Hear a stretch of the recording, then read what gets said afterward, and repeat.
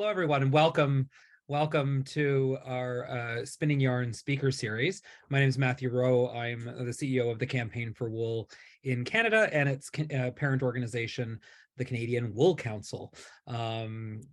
We're really pleased. I know everyone has a lot going on at this time of year.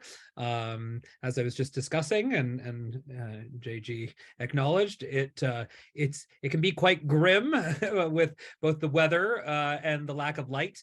But it's also a very special time because of those things. You know, you draw in to family and friends and look forward to spending time together as we get through the worst part of the year together. Well, it makes it more bearable. Then February comes and there's no relief, but we'll cross that bridge when we come to it. But again, the one fabric that carries us through these cold, frigid, dark times is wool.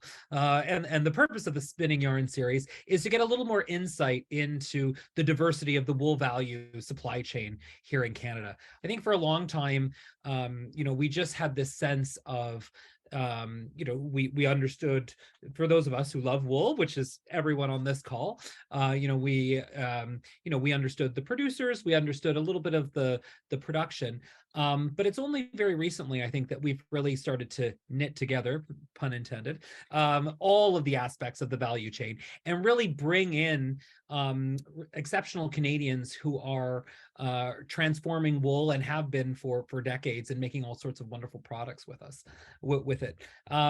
We have our speaker for today is just one of those people. Carol has been running a company that many of you may not have heard of unless you're in the design trade, called Creative Matters, for a few decades. But it is, if you are in the interiors trade, Creative Matters is one of the top rug design companies in the world. They do projects for major hotel chains, department stores, art galleries, private residences. You know, some of their work is seen in places like the Canadian Parliament. Every time you see the opening of Parliament, the Governor General is walking on a Creative Matters rug. If you've been to Canada House in London, again, those beautiful rugs were all made by Creative Matters. So again, they're world players. But up until a few years ago, they, despite being this great hub of talent, they hadn't used Canadian wool. And so this was something we were very excited to work with them on, to create what became their first, to create a supply chain and create the first collection in 100% Canadian wool. And we've talked about this a little bit before, but I just wanted to show the results, so you can get a sense of what Carol and her team are capable of, and maybe leave a little inspiration and some ideas for you for the question period afterwards. But like, for example, like this was the showpiece, beautiful, natural, undyed Canadian wool, and with, I think, 7 different knotting and weaving techniques. Just gorgeous. And we did sell that original one, but there is another one available in case anyone's interested. We also, again, just to see the diversity of that original collection. So again, this beautiful runner, you can see the Rosemary Pelequin's bust of the Prince of Wales in the background. But again, it's sort of evoking landscape. And we actually just had, for our demo wool room that we'll be rolling out at different events across the country, we actually just had a version of this rug made, again, in 100% Canadian wool, but as an 8x10. So we're really excited to unveil that at some point. And again, one of the great qualities of wool, again, you've got that soft texture that you saw in the first 2 rugs. It's so comfortable, it looks good. But it also, again, one of the amazing qualities of wool is that it takes dye extremely well. And so this was the 3rd rug that we did with Carol, that was based on a picture of a garden at Hampton Court Palace, and I believe has 16 different colors in it. So just, again, showing really what's possible. And wool takes dye, again, better than any other natural fiber. So you really get a richness that you can't find with any other natural fiber. So this is just sort of a taste of what Carol and her team do every single day.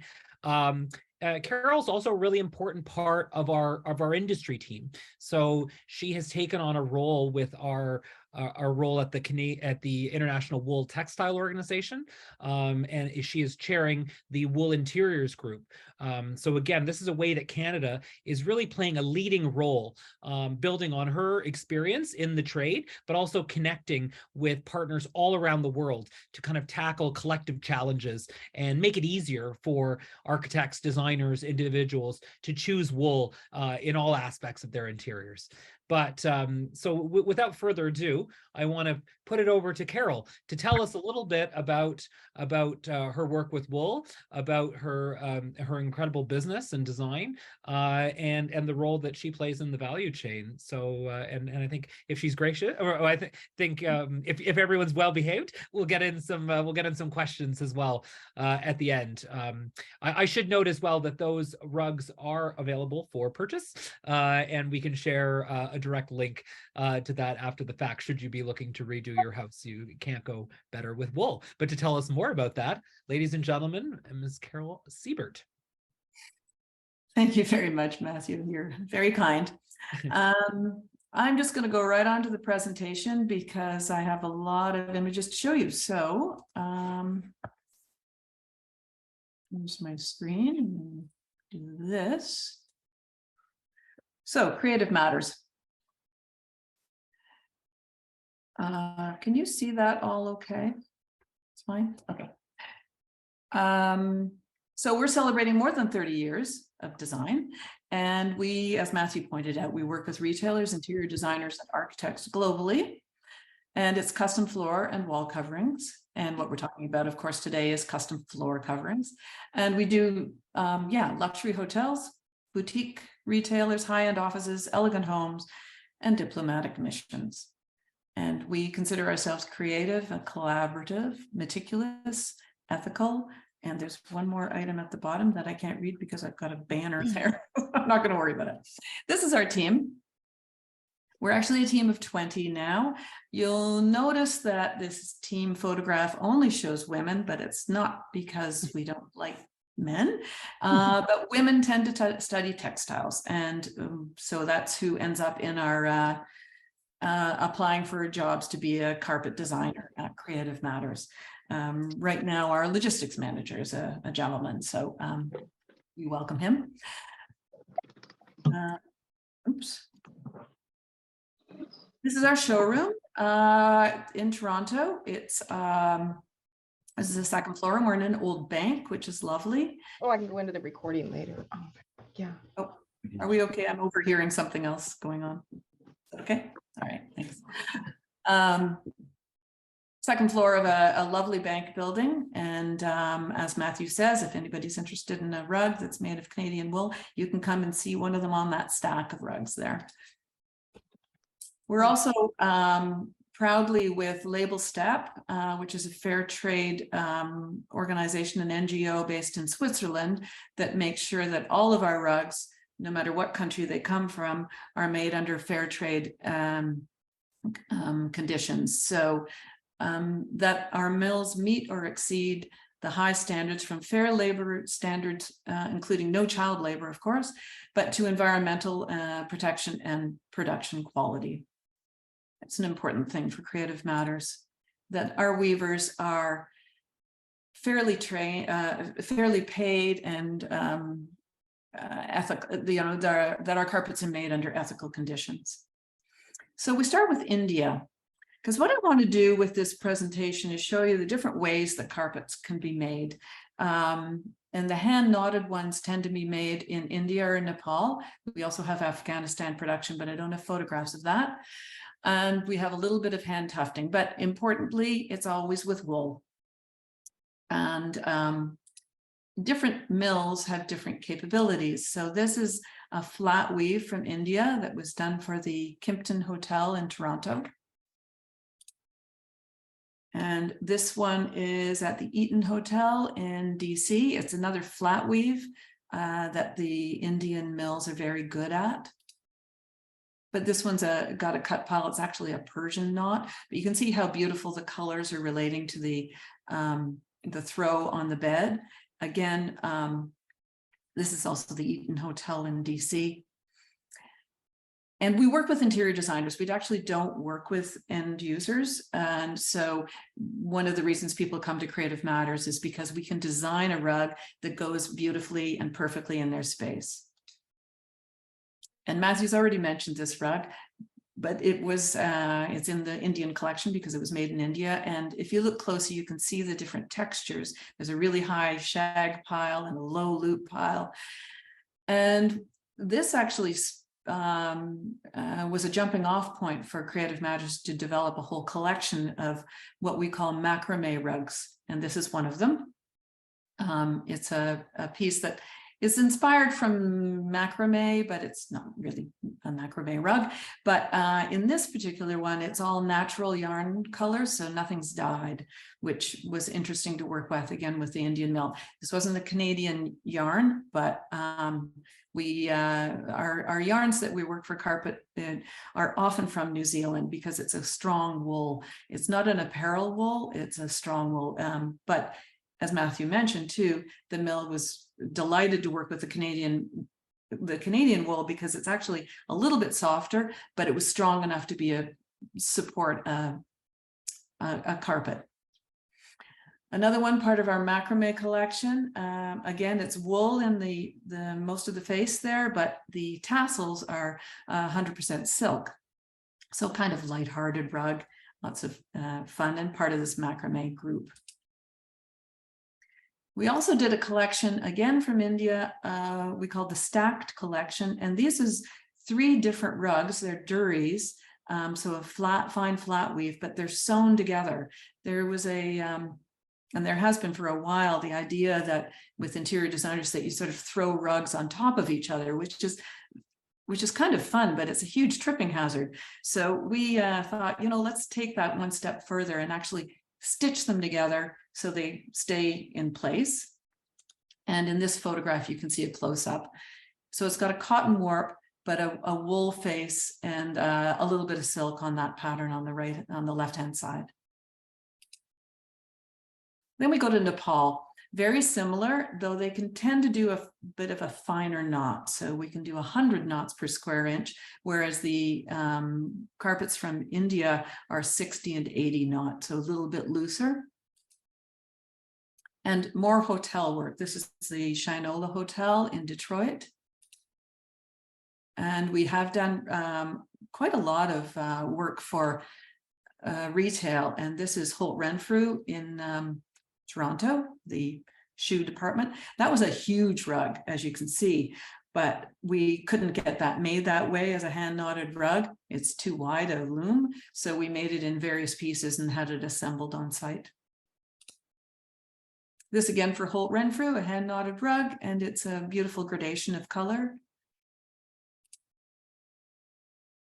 As Matthew mentioned, we do have the great fortune of doing rugs for Global Affairs. And this is the Paris official residence. Something I find quite interesting about it is that these incredible classical rooms, but Global Affairs is wonderful in that they make these, they use our rugs, which are quite contemporary, within these very classical settings. Rugs don't have to be square. They can be rectangles, but they can also be round rugs. This is hand knotted for a residence.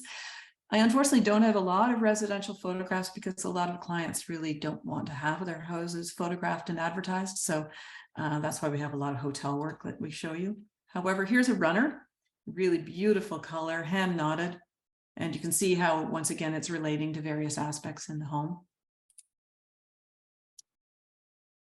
Is this in the way? I don't know if that was in the way of the photos. Another hand knotted rug for a Toronto residence, and you can see how it relates very beautifully with the painting. A Moroccan style rug in New York City. You can see the Statue of Liberty just outside the window. And we do collections of rugs, which this is one of them. And we tend to have our collections made in Nepal. And we have many collections, and those are carried by retailers in North America. In Canada, one of them's Solari in Vancouver, and one of them's Weavers Art in Toronto. As I say, we mostly work to the trade, so we don't have really a retail showroom. And I mentioned that we also do hand tufted. Because it's wool, I included it in this presentation, but we're going to get back to the aspects of hand knotting. But in hand tufting, they're inserting the yarn from the back, and you can see this detail of how they approach the problem, the filling in the colors. This was La Samaritaine in Paris, and that's a hand knotted rug that we provided for them. And another shot of that same rug. We did quite a few pieces.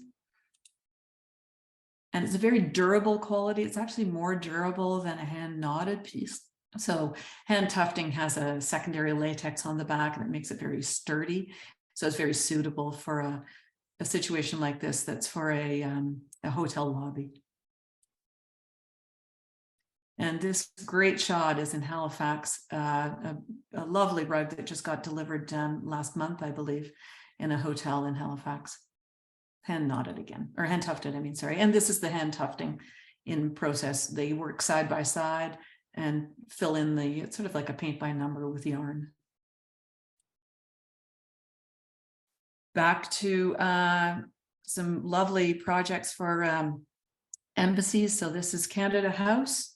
Once again, very brave, I thought, of Global Affairs design team in this classical room to put a very contemporary rug. And some of the rugs there were for specific rooms, for specific meeting rooms for the various provinces. And this happens to be the British Columbia room. And all the furniture and the paintings and the sculpture are all by BC artists, including the rug, which is by a Salish artist called Leslie. And this rug was actually made in Canada. Unfortunately, not with Canadian wool, because we hadn't had the connection with Matthew at that point. It could have been made in Canadian wool. Next time. Once it wears out. Once it wears out, I don't know what's going to happen. In a couple hundred years, I guess. Yeah. We'll get a lot of traffic. And Woven Axminster, which is a machine-made product, but I'm just going to show you a couple of images because Matthew mentioned that we had the carpet for the Senate, and I didn't know that he was going to say that, but here we are. Here's the photo. And it's kind of fun. The big complication with this rug, it sounds kind of silly, but the red had to be just the right color to look great for filming. So that was the biggest issue on this rug. But Woven Axminster can be very contemporary, and this was for a hotel actually in Hamilton, Ontario. So that's what we've done, but I want to show you now how they're made. So in India, we have the dye master figures out the colors, and this is small pot dyeing just for the sample. So he figures out the proportion of color to reach the colors that we're requesting. And there's the beautiful New Zealand yarn, but drying and generally outdoors. They don't dry things inside.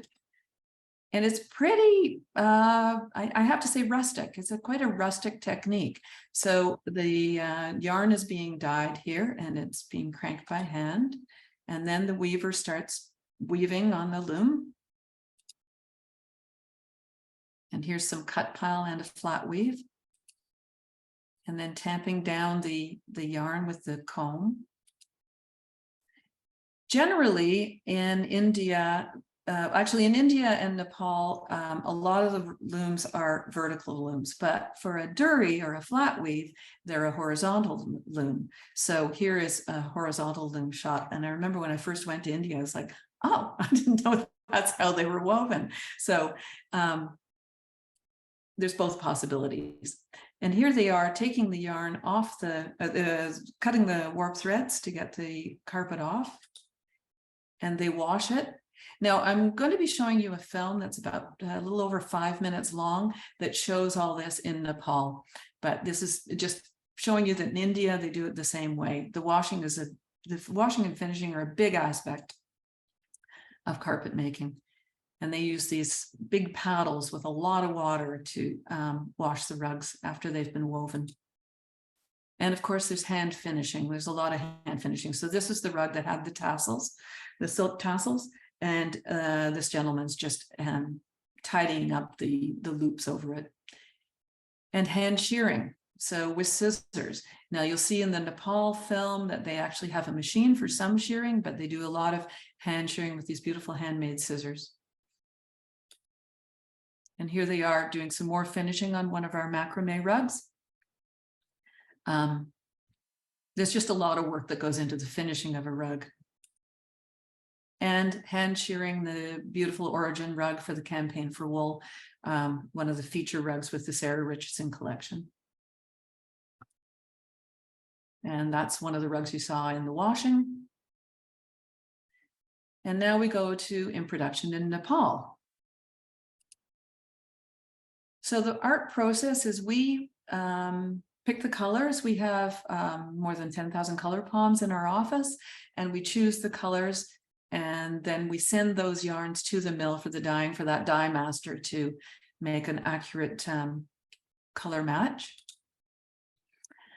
And now this looks really complicated, and it looks complicated because it is. This is what we do at our office in Toronto.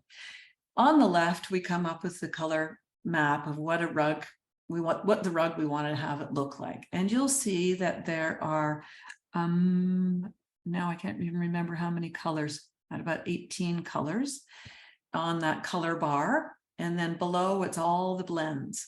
And for making a rug in Nepal, it's a 3-part blend. So we can mix 3 yarns together.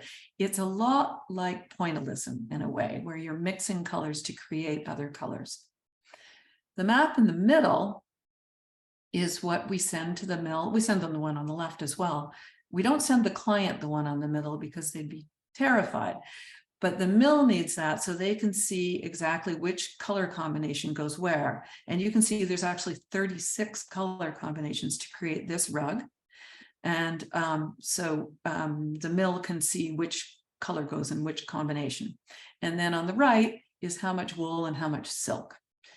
So that's what we do in our office. About 17 designers in our offices, we create these maps to create this very beautiful soft blend that Creative Magic is quite known for, is our color and our attention to this kind of detail.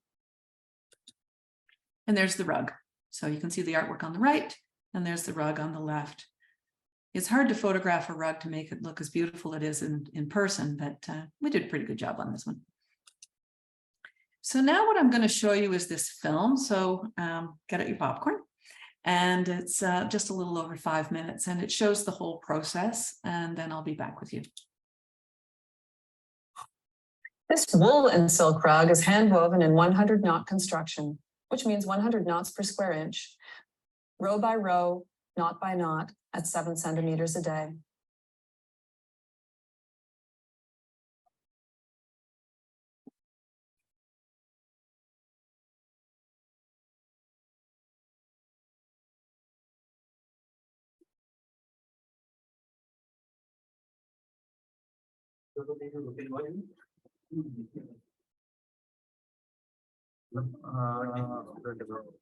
काम गर्दै गर्नुहोस्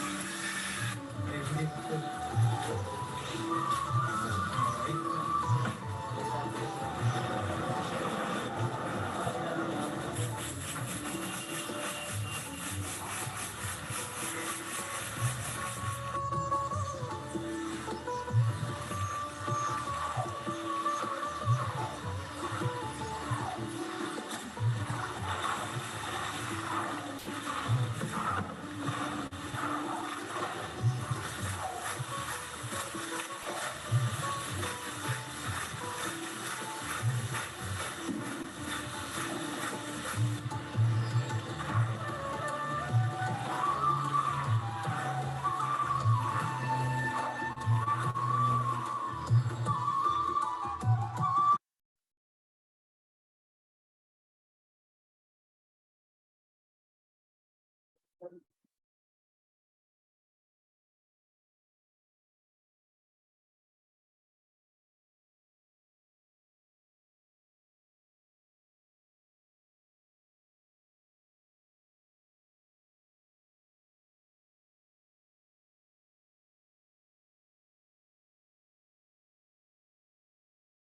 म रामु पुनमगर, मेरो घर नलपरा जिल्ला हो, मेरो ward number 1 हो, चुनौल गाविस हो। मैले कार्पेट बुन्नु सुरु गरेको 65 सालदेखि हो। अब यो भनेको अब 12 मासु भनेको अब पानी पर्दा पनि के भन्ने घाम लागेर पनि शीतल हुन्छ। अनि के भन्छ यो भनेको सुरु भनेको सजिलो काम, बसी गरेर काम गर्नु। अब यो डिजाइन भन्नु त नि एकदम फरक छ, अरू कार्पेट हेर्दै एकदम फरक छ यो डिजाइन त। अब यसमा धेरै कलरको धागो पनि छ होइन, एकदम दिदी पनि छ, राम्रो पनि छ। अब यस्तो झर्छ हेर्दा पनि राम्रो देखिन्छ। नमस्कार, मेरो नाम श्याम भान्साल मगर हो। मेरो घर नौतहर जिल्ला पर्छ। यो कारखाना फ्याक्ट्रीमा काम गरेको लगभग 4 वर्ष भयो। अब कोरोना सुख दुःख चलिरहेछ। परिवार अब हामी 8 जना छौँ, भाइ बहिनी बनेर। मेरो आजन पर्छ, दाजुभाइ हामीलाई छ। 6 जना हुनुहुन्छ। अब यो गलसँग कुरा गर्नुहुन्छ भने रङ्गी जाने केटाहरू छ, बुझ्दा साह्रै मजा आउँछ। अब खेला जस्तो नै हुने काम भनेको साह्रो चाहिँ हुँदैन होइन। अब यो काम गर्दा ठिकै लाग्छ, अरू काम ठिकै लाग्छ। अब भ्यायो भने अरू काम पनि गरिन्छ, अनि अब नभ्याएपछि अब यही गर्नु पऱ्यो। छुट्टी बेलामा चाहिँ भनौँ अब भाइ बहिनीसँग घुम्न जाने, अब त्योमा कोठामा बसिरहने। नमस्कार, मेरो नाम माया खुलाइ मगर हो। म यहाँ कार्पेट बनाएको घरमा परिवार 7 जना छ। सबैलाई काम सुन्नु। यसमा राम्रो भनेको धेरै हिँड्नु नपर्ने, धेरै भारी गर्नु नपर्ने। यसमा बसी अब खेल्ने जस्तो पनि हुने, टाइम पास भएको जस्तो लाग्छ। छुट्टी भएको बेला कहिले घुम्न जाइन्छ साथीहरूसँग, नभए घरमा कोठामा सुतेर बस्छ, बाहिर घुमिन्छ।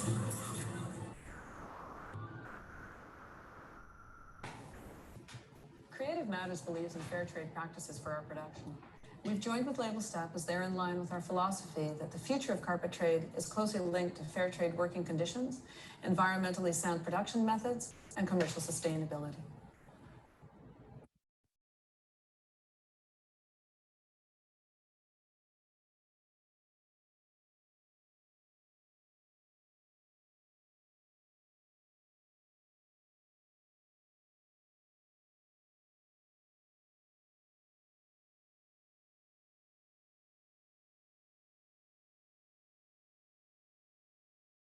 Oops, This is a word.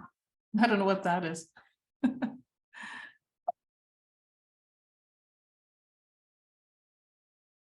I'm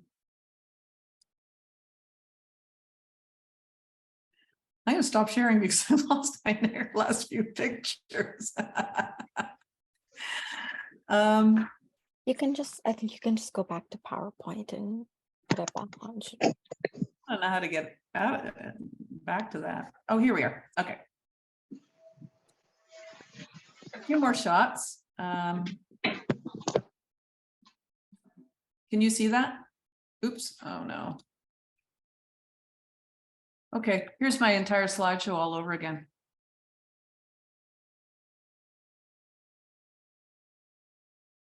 If you didn't remember it, you got a quick review. Oh, I can't get past that. This I'm going to do it this way. So we can't, we don't do hand carding, it's machine carding in Nepal. And, oh goodness.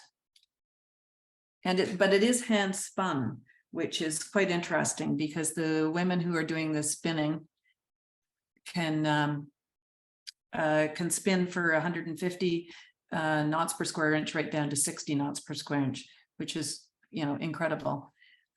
You can still see my screen, right? Carol, sorry to interrupt you. I Oh. think you have to start sharing again. Ah, okay. Thanks. There, you can see that? Yeah, okay, thanks. Machine carding and but hand carding, and so it tends to be women that do the carding, and it's 150, as I mentioned, they can spin it down to 150 knots per square inch, which is very fine, or 60 knots per square inch, which is a much thicker yarn. It's quite incredible what they are able to do. And this is a funny shot, but they do guide it onto the spool through their toes. Incredible skill. I mean, there's so much skill in hand making a rug. You know, I can't specify one over another, but I just find this remarkable. I did try hand spinning once, and I was just so useless at it that I really admire it. Here's the yarn getting ready to go into washing, and once again, just like you saw in the film, the dye master is preparing the dye formula, and here getting ready for the dyeing. It's sort of interesting. In Nepal, you've got women and men doing a lot of the same jobs as each other. So this happens to be a gentleman who's turning the yarn into a green color. And incredibly important to Creative Matters is that the colors match the yarns we send. So the one in his left hand is the yarn we've sent them to match, and you can see the one in the right hand is the color that he's matching, and he's, you know, they do a great job. And beautiful yarns. Drying again outdoors. Here he's putting the yarn, the damp yarn, on the roof because the metal roofs get nice and warm, and they dry the yarn fairly quickly. And this is the woman preparing the balls of yarn for the weavers. Warping the loom requires a person on either side of the loom. And once again, weaving, and it's the same process as in India. They handle it the same way. And cutting the warp, she seems incredibly happy about being finished this rug, smiling away there. Again, the washing,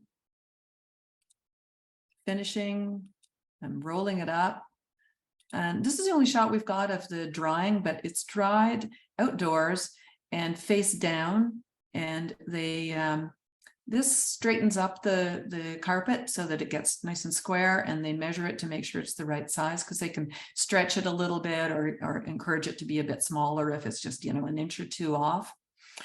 And they have to be dried outside, especially if they have silk in them, because the silk discolors if they dry it in a room with heaters or anything like that. So it can take a long time to finish a rug, because you can weave it in a, you know, 12 weeks, let's say, or 14 weeks, but the drying and the finishing can take easily another month. And here's that rug that we saw in washing. And then finally, our meeting with Matthew when we're meeting the now king. And here we are, and we're talking about the rugs. There's Matthew between the king and I. And as Matthew mentioned too, the campaign for wool, the Canadian wool collection that we developed. And this is the overall design on the right-hand side for the Highland rug. And these were designed with Sarah Richardson, and memories of the Highland Hills, and a number of colors that were blended together, that same 3-part blend. The Origin rug that we've mentioned, and finally the Hampton rug, based on the many colors, but there's the overall design so you can see what it looked like. And now we're ready for questions. I hope there are some. Sorry for the glitches on the screen, but I'm gonna stop sharing my screen and join you all. Thank you so much, Carol. If you do have a question, Matthew and I will moderate, so feel free to either raise your hand or put it in the comments. If you are able to turn your camera on for the question as well, that's always appreciated, but not required should you be too shy. But it's always nice to see who we're talking to.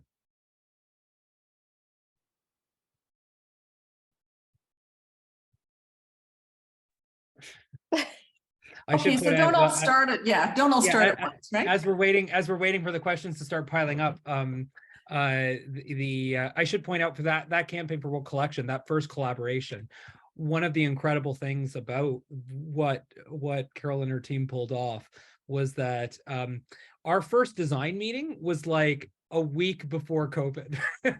So like we were actually talking about, because we were supposed to, one of the reasons that the rug was in, with the one rug was inspired by an image from Hampton Court Palace, was because we were supposed to be attending an event with the then Prince at Hampton Court Palace that May. And I remember at that first design meeting for the 10th anniversary of the campaign.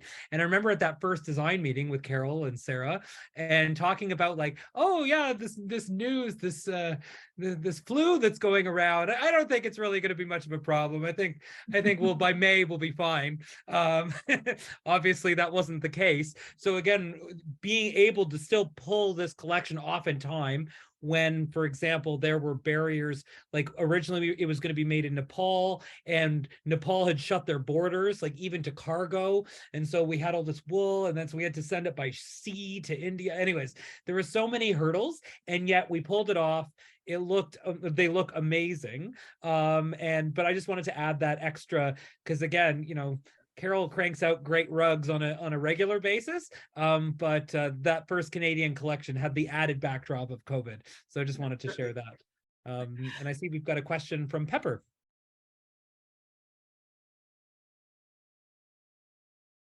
Go ahead, Pepper. Unmuting and video. Here we are. Right. Hi, I wanted to say this whole aspect of a Canadian art and industry forum is totally new to me. I never thought about a Canadian company designing and creating these custom rugs. So I just wondered where we fit in the world that Carol might talk about that, where in the interior design, I have nothing to do with interior design. Although I have had the privilege of working at an embassy, so it's just now I'm going to start looking on the floor much more. Good. Yeah. Oh, if I've Anyways, had one yes, success so- today, one more person staring at the floor instead of the walls. Yeah. We started the company, well, as I say, almost 35 years ago now. Recognizing that there was a couple of American companies, quite frankly. One was called Edward Fields at the time, and I'm the founder of Creative Matters. And this Edward Fields company was doing just really interesting things with rugs. And we had a little bit of an industry here of handmade rugs at the time where I started, but it was really kind of boring. We were kind of taking the fabric designs and just sort of reinterpreting them into rugs.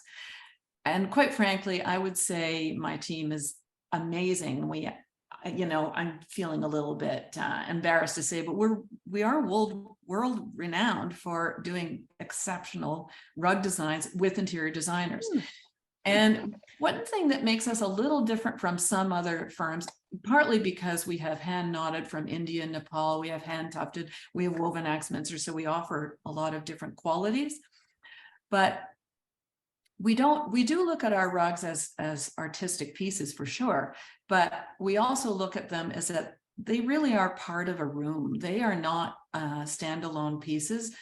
They're really, really beautiful, but they are they're what we call the fifth floor, the fifth wall, I mean, because it's taking up a large area, but it has to work with everything else. That's why we work with interior designers, because they have the overall vision, and we're just not just a part, but we're a part of that overall vision to get the feeling across to their clients of what they're trying to achieve. So it's a niche industry for sure, but it's actually quite a large one. Custom carpets is the biggest market's the US internationally, but it's I had this figure a couple of weeks ago when I was with Matthew at the International Wool Textile Organization. I think it's a $92 billion industry is rugs. Wool rugs is only 10%, but even so, it's a big industry, and Creative Matters is very proud to take a piece of that, of the customized side, because really 95% of what we do is custom. Thank you. Thank you. And I can see a whole bunch of really specific questions coming in. So Yeah, thank you very much. Thanks for starting it. Thank you for yours, Pepper. Karen was asking, Carol, may I ask how the washing does not damage the rugs? I find my yarn Canadian wool gets fuzzy as I scrunch it across my needle. Is it due to the thin size and tight weave? That's a good question. Well, the washing, what I understand the washing does in a rug is it gets off any little extra fluff. There was also one thing in the film that I don't know if you noticed, but the guy takes a blowtorch to the back of the rug at one point. I got to tell you, the first time I saw that, I just about had a heart attack, because it's like, oh my God, what are you doing? But it's getting off all those little tiny fibers, because the carpet does use a different wool than your knitting wool. It's a stronger, sturdier wool, but it has lots of little tiny fibers too that have to get burnt off the back. And on the face, it's they wash it, and they wash it for about half an hour. That's not, the film doesn't, it's not real time, so we just show you what they're doing, but they're pouring water on that and really beating it, and they're getting off any extra fluff, and it actually does bring up the sheen too of the carpet. So I don't know if that answered your question, because I don't really know how it relates to knitting, but I know for carpets, this heavy washing is it's a critical piece to make them really beautiful and get rid of any little sort of unnecessary fibers that get in the way. Thank you. Gail was asking, are the warp yarns singles as well? Can you give an estimate of the size of the yarns in terms of yards per pound or wraps per inch? Gosh, that's more specific than I'm able to get an answer for you. The warp is, we can use wool for a warp, but we generally don't, because cotton's just really sturdy and the mill prefers it. We are investigating wool as a warp yarn, because we would like to offer our clients a absolutely 100% wool carpet. Right now they're 100% wool face, but generally on a cotton warp. I can't tell you the denier. I know that for 100 knot and 150 knot, it's a finer warp, and for the thicker those macrame rugs that we call macrame rugs, and that's a thicker warp. I'm sorry, I don't have the specifics on those. No worries. Anne Marie was saying, well, and I might be able to answer this one. Where do you have the Canadian wool spun? Do you use a Canadian mill or an overseas mill? But maybe it's your presentation, Carol, so I should let No, go for it. Yeah. Go for it, Matthew. I can say that yes, the wool that we use in the Creative Matters rugs, the Canadian wool, is spun in and processed in Canada, and it actually is the same source as probably many of your knitting mills. Knitting wools. It comes from Briggs and Little in New Brunswick, and they've been such a great partner to work with. So all the rugs up till now that we've produced in Canadian wool are made using Briggs and Little yarn. Again, they're singles. It's a little bit different from the knitting yarn itself, but it's all Canadian wool that's processed and spun into yarn in New Brunswick. So Emery also asks, do you have plans to increase the percentage of Canadian wool used in your carpets over the next 5 years? Well, we'd like to, yes, actually. Matthew and I have to talk about that. But I'd like to, something that Creative Matters also does is we've done some collaborations with First Nations artists, Métis artist Christy Belcourt, and Usuli, who is an Inuit artist. And I would really like to do a couple of rugs that's in our storytelling collection. And I'd really like those to be made out of Canadian wool. It would be really a nice combination. So yes, we would like to. Fabulous.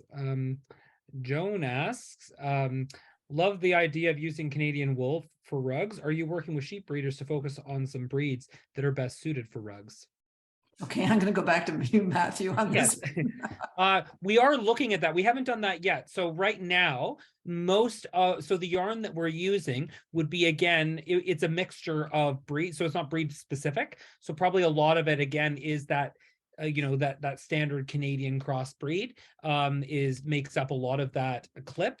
But we have had talks with, for example, farmers who have Lincolns and others that are suitable for carpet wool. And so we are talking about maybe doing a specialized collection. But again, the issue with Canadian wool, so obviously it's a premium cost because of just the scale of production that we have right now in terms of getting that yarn. There's a bit of a premium on that, and it's also the quantity available. So breed specific wool is sort of like a niche within a niche, so it's definitely doable. We definitely want to do a pilot project, but it's a little bit harder, certainly from a commercial perspective, of doing anything more than a couple or a bespoke project, because again, you have to be able to source enough of the right kind of wool. But certainly, again, that is something that we are looking at. Anne-Marie asks, what wool qualities would you like to see Canadian wool producers improve on to meet your company's needs? So how could wool producers improve upon sort of the yarn that we're giving you right now for Canadian wool, Carol? Like, do you have any feedback on that? Well, one thing that we really like, and we've had our clients really enjoy, are undyed wools that are natural colors. That would be nice if we could have some natural wools be available for carpet making, having it in that slightly coarser. I know that it's readily available for knitting, but I haven't really seen it. And there's just been a real, with climate change and wanting to have more natural products, it's really nice to offer our client carpets that have no dye at all. It's really been a popular item. Yes. Tara says, you mentioned your labor standards. Do you have any interest, or are you thinking about animal welfare standards or producers practicing regenerative agriculture?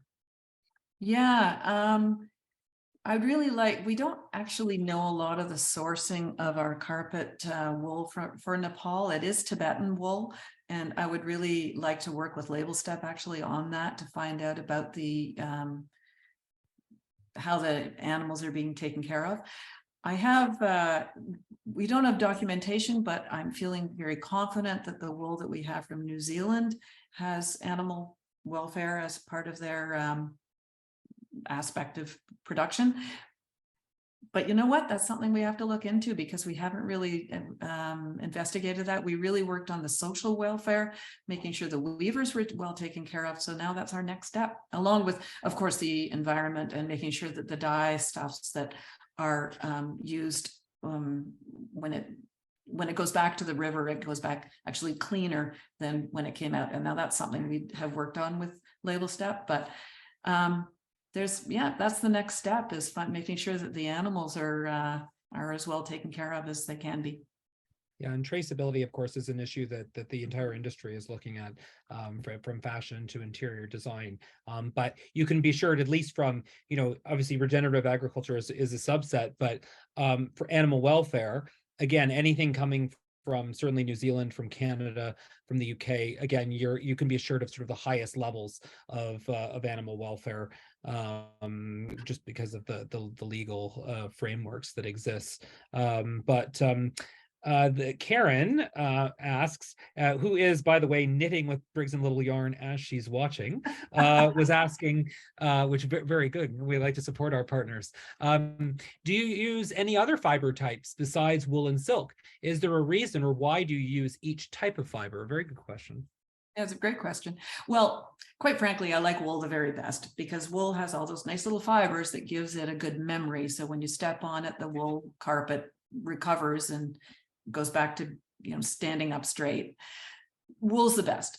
Why do we use anything else? It's there's an appeal for shine, so that's why we use silk. And there's been viscose and things like some fibers out in the market that have really fared badly as a carpet fiber. I mean, you are walking on a rug, so it does have to have some ability to recover.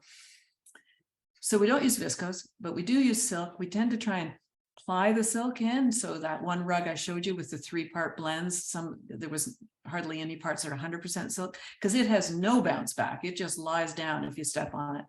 Another fiber that we do use is linen, partly because it can be quite white, and wool, as you know, is quite yellow, and silk is quite yellow too. So if a client wants something a little bit whiter, we don't want to bleach the wool because that's really damaging for it, and it actually will yellow in time. So sometimes we mix in a bit of linen in the fiber, but linen is really coarse. So if it was 100% linen, you wouldn't want to walk on it, well, without shoes on. So these are the things you worry about on carpets. Those are the main 3 fibers we work with. Yeah, they're the best. But wool's the very best. Excellent. That's what we like to hear. Karen had a follow-up question as well, saying, can you expand on the technique of spinning to produce the fiber to weave with? Is it a special technique specific to that type of rug weaving? Gee, I don't know. The only spinning I know about is rugs, spinning for rugs. So I don't really know about spinning for anything else. But it's singles. So it's not they don't ply it for the hand knotted. It's all a single yarn. And it's just, as I mentioned in my talk, it's incredible how they can spin so fine a yarn and so consistently for 150 knot. That's like thread almost, and then quite a bit larger for a looser knot rug. What we really like about the hand spun is that the dye doesn't go in super evenly. That's sort of a disappointment a little bit with hand tufted rug, because those are the dyeing is in a machine, and it's not over being hand turned and cranked, and the yarn is so even that it takes the dye perfectly evenly.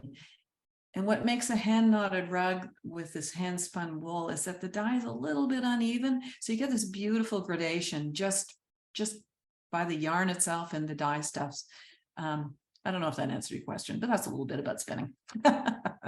Fabulous. And Judith thought all the wool was Canadian, but yeah, it's in that collection, yes. But the majority of carpets produced in the world are not, of course, because Canada we're a small player overall in the wool industry. You have to think we have 1 million sheep, but when you look at countries like Australia has like 60 million, New Zealand has 36, UK 36. South Africa similar. China actually has the most. But so again, it's making rugs out of Canadian wool is a newer thing that we're doing, at least at this scale. And it's certainly something we want to grow. But if Carol had to rely completely on Canadian wool for her business, she wouldn't have enough to make the rugs that she makes. So it's definitely, we're starting off by having this as an option, but it's an option that we hope to be able to grow. And certainly for certain customers already, it's something that they have really gravitated to and asked for, like the government, who's commissioned some Canadian wool rugs, and some private homeowners as well who've asked for the same. So, and I should note that anyone, if you like the look of any of the rugs that you saw, they can be made in Canadian wool. And you can order them through us. So again, with a give back coming back to the Canadian, to support the Canadian industry. So Carol and her team can take any design, even if it's something that's just living only in your mind right now. We can help pull it out and render it in beautiful 100% Canadian wool. So again, that custom service of any size that you can imagine. I mean, you saw that whole Redford rug. I mean, you can pretty much cover anything that you can imagine, you can cover with a rug, and Carol can make that for you. So I'm going to add to that, the largest rug we've ever done was 72 feet long by 16 feet wide, and it was so big that they had to assemble it in a soccer stadium in Nepal. Karen, Canadian wool cannot support enough wool for demand. No, actually, that's not the case. In fact, we only use 10% of the wool that we produce right now. So again, 90 traditionally, and again, actually that other 90% isn't really going anywhere right now. anyways, because again, the business model up till now, and that's what we're trying to change, has been 90% of the clip has gone to China. And with a little bit going to India and other places, but to be used as a blending wool into other yarns. So it's still there, but we lose sort of the Canadian identity. Again, only 10% of Canadian wool is turned into Canadian wool yarn. So there is space definitely to redirect that 90% and channel it into 100% Canadian products, and that's a big part of our plan and partnerships with people like Carol to use more and more of it, because we would love to have you have Canadian wool products, but know that it's Canadian wool, and to divert that from being just blended in with other wools overseas and the identity lost and forgotten. Yeah, Judith also mentions, yeah, Longway has their pellets, which are a good use for a lower grade wool. So again, that's not the kind of wool you would want in a carpet. That's more like, you know, your offcuts, your neck and your belly wool, but that's a great use for it, or contaminated wool is to turn it into insulation. Our partners at Topsy Farm also make great garden pellets.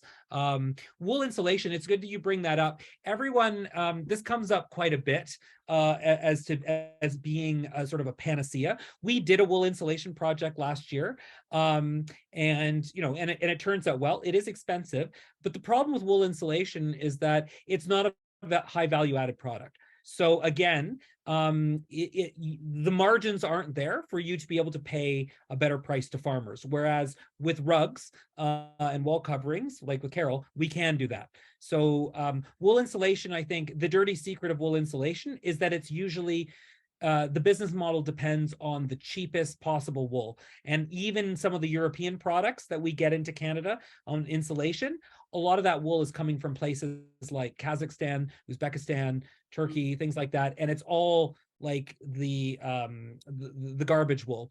And that's the only way that it makes it work. So really, what we are focused on as an organization is on these higher value added applications. So that means that it's creating more jobs at all the different levels, and you get a better price for everyone at every step of the way.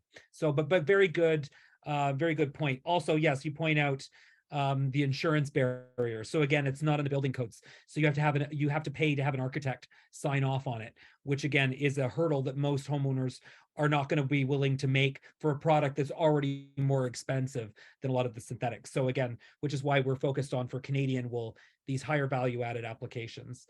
But certainly again, for the low value added wool, like, you know, again, those offcuts, pellets are a great idea. There's also companies in Canada that make both industrial and designer felts, which is again another high value added application for wool. So yeah, this is what we're dreaming. And yeah, Karen, we share that dream. We want a self-sufficient industry, and we want an industry where producers are well paid, but also everyone else every step of the way is making good money, and that we can celebrate and really celebrate these Canadian products and everything that goes into creating them. But as I say, if anyone is interested in a 100% Canadian wool rug right now, and this is not, you know, it's we can't get it in the stocking in time for Christmas, but you can start the process. So feel, and it is an absolute joy to work with Carol and her designers. You know, I've had the privilege of sitting in on those discussions and watching as the design process unfolds. And it's really cool to watch how you can take kind of a concept, an image, and just translate that into something that's going to look amazing on your floor and last for hundreds of years, which is, you know, these are investment pieces. So yeah, you pay a little more upfront, but this is something that your grandkids will be able to have, and that could be raised on your farm even. So yeah, I think I'm going to kick it back over to, I know we're a little over, so I'm going to put it back over to Alyssa to wrap things up. Thank you so much, Carol, for being a part of our speaker series. We loved hearing about your takes on wool and how these rugs are created. To everyone, have a great holiday season, and we hope to see you at our next speaker series in January and engaging with, continuing to engage with us. Thank you so much.